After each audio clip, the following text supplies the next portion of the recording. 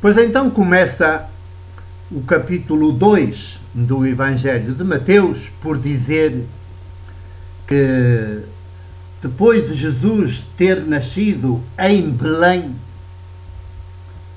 da Judeia, no tempo do rei Herodes, chegaram a Jerusalém uns magos vindos do Oriente. Cá está. Começa por dizer que Jesus nasceu em Belém da Judeia. Historicamente é falso. Mas o Evangelho não está interessado em fazer história. Está interessado em fazer teologia.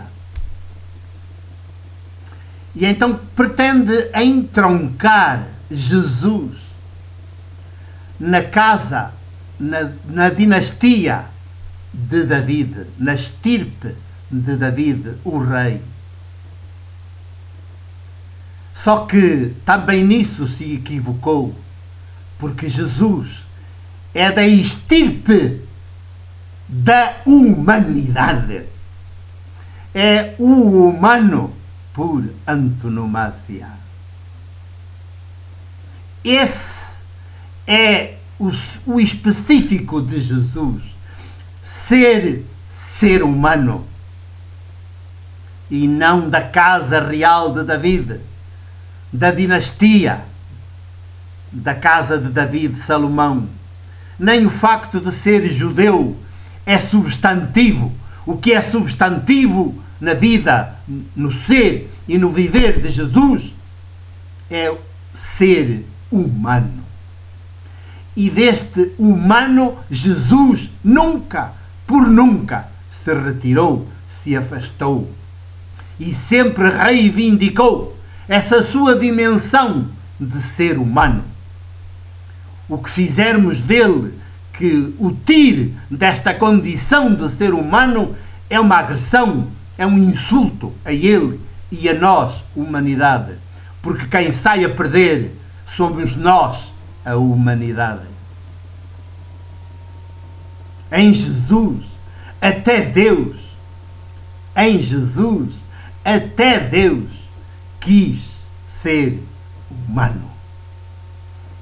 Esta é a mais-valia da fé jesuânica, da fé de Jesus, que as religiões, as igrejas não suportam e querem a todo custo, substituí-la pela fé religiosa e pela fé eclesiástica. Mas não. Fé que dignifique os seres humanos, só mesmo a fé de Jesus. Porque é a fé, a sua fé, que o leva a permanecer humano para sempre, por todo o sempre, a nunca se desviar, a nunca sair daí. E então, com esta referência a Belém de Judá ou da Judeia, no tempo do rei Herodes, pois claro, está bem situado, mas com isso diz que chegaram uns magos vindos do Oriente. Com isto, o Evangelho quer dizer que Jesus, apesar da sua condição de homem judeu, os seus concidadãos, na altura do seu ser e viver entre eles, na esmagadora maioria, sobretudo ao nível das chamadas elites, das autoridades, das chefias, tanto religiosas como políticas, do poder político, não o acolheram, não o receberam. E o Evangelho de Mateus põe em contraste o ódio, a perversão do rei Herodes, as falcatruas, a hipocrisia, a mentira do rei Herodes e a solicitude, a entrega, a procura dos não-judeus, representados aqui pelos magos vindos do Oriente. Só que não vieram magos nenhuns ter com Jesus, reis magos ter com Jesus menino, no seu Natal, nem o Natal de Jesus foi em Belém, mas em Nazaré, aquela aldeia desconhecida que não vinha no mapa, e no território da Galileia. Só que esta afirmação teológica de que os não-judeus se mostram mais dispostos a acolher este homem Jesus e a acolher a boa notícia que ele é e que ele nos traz de Deus que nunca ninguém viu,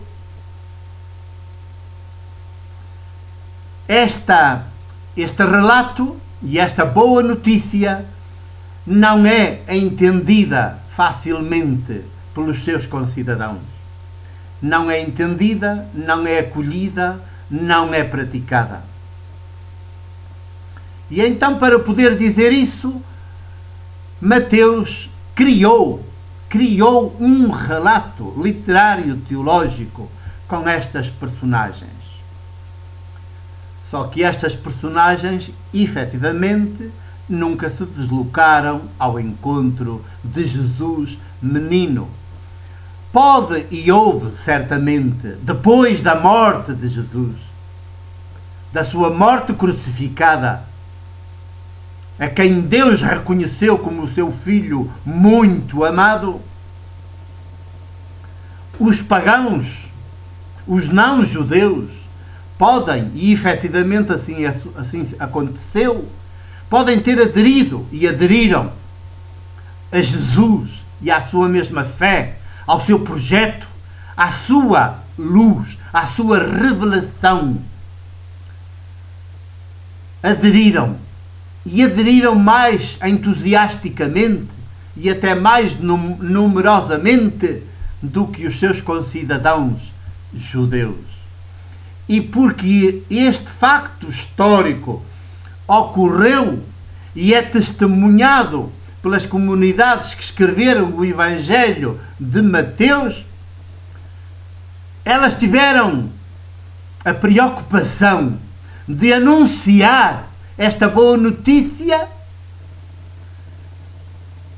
que é um facto histórico a posteriori, portanto, depois da morte de Jesus, na relação dos não-judeus com Jesus e a sua mesma fé, anunciá-lo como já desde o início, como estando já presente desde o início. E por isso criaram este relato com estas personagens. Mas efetivamente estas personagens e este acontecimento não ocorreu nesta data. E por isso nem Herodes mandou matar as crianças de Belém, porque Jesus não nasceu em Belém, nem os magos foram visitar Herodes, não vieram, não existiram naquela altura,